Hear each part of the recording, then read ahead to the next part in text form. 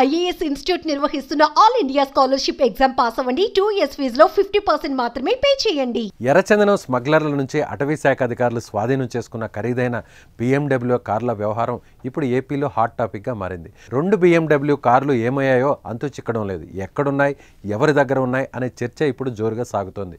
వీటిపై పవన్ కళ్యాణ్ సైతం ఆరా తీసి ఏమయ్యాయో చెప్పాలని ఆదేశించారు. అసలు BMW కార్ల కథ ఏంటో తెలుసుకుందాం. 2017లో స్వాధీనం చేసుకున్న 2 BMW కార్లు మిస్సింగ్ అయ్యాయి. అవి ఎక్కడున్నాయి, ఎవరు వాడుతున్నారో తెలియడం లేదు. అన్నమయ్య జిల్లా రైల్వే కోడూరు పరిధిలో ఓ ఎర్రచందనం స్మగ్లర్ నుంచి TN05BH3303 నంబరు గల BMW కారును అటవీ అధికారులు స్వాధీనం చేసుకున్నారు.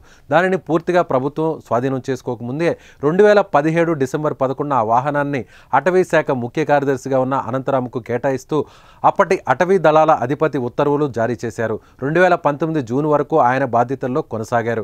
అనంతరం 2019 జూన్ నుంచి 2020 అక్టోబరు, 2022 ఫిబ్రవరి నుంచి 2024 జూన్ వరకు ప్రస్తుత సిఎస్ నీరబ్ కుమార్ ప్రసాద్ అటవీ శాఖ ముఖ్య కార్యదర్శిగా, ప్రత్యేక ప్రధాన కార్యదర్శిగా బాధ్యతలు నిర్వహించారు. నీరబ్ కుమార్ ప్రసాద్ తర్వాత మళ్ళీ అనంతరాము ఆ పోస్టులోకి రాగా ఇప్పటికీ అదే పదవిలో కొనసాగుతున్నారు. అయితే ఇప్పుడు ఆ BMW కారు ఎక్కడుందనేది క్లారిటీ లేకుండా పోయింది. కారు ఏమైందో ఎవరికీ తెలియకపోవడం విశేషం. ఎవరి దగ్గర ఉంది, ఎవరు వినియోగిస్తున్నారనేది కూడా తెలియడం లేదు. అధికారులు తమకు తెలియదని చెబుతున్నారు. అంతేకాదు పుత్తూరు అటవీ రేంజ్ పరిధిలో ఎర్రచందనం స్మగ్లర్ల నుంచి స్వాధీనం చేసుకున్న TN18K2277 BMW బ్లూ కలర్ వాహనాన్ని 2015 ఫిబ్రవరిలో అప్పటి అటవీ శాఖ మంత్రి అదనపు ప్రైవేట్ కార్యదర్శికి కేటాయించారు. ఆ కారు గురించి కూడా ప్రస్తుతం అటవీ అధికారులకు అధికారిక సమాచారం లేదు. మరోవైపు తమిళనాడుకు చెందిన ఎర్రచందనం స్మగ్లర్ల నుంచి స్వాధీనం చేసుకున్న TN07CB3724 టయోటా ఇన్నోవా వాహనంలో కూడా ఇదే గందరగోళం నెలకొంది. ఈ కారును 2023 జూలైలో అప్పటి అటవీ శాఖ ప్రత్యేక ప్రధాన కార్యదర్శి నీరబ్ కుమార్ ప్రసాద్కు కేటాయించగా అయితే ప్రస్తుతం ఆ కారు ఎక్కడుందనేది కూడా తెలియడం లేదు.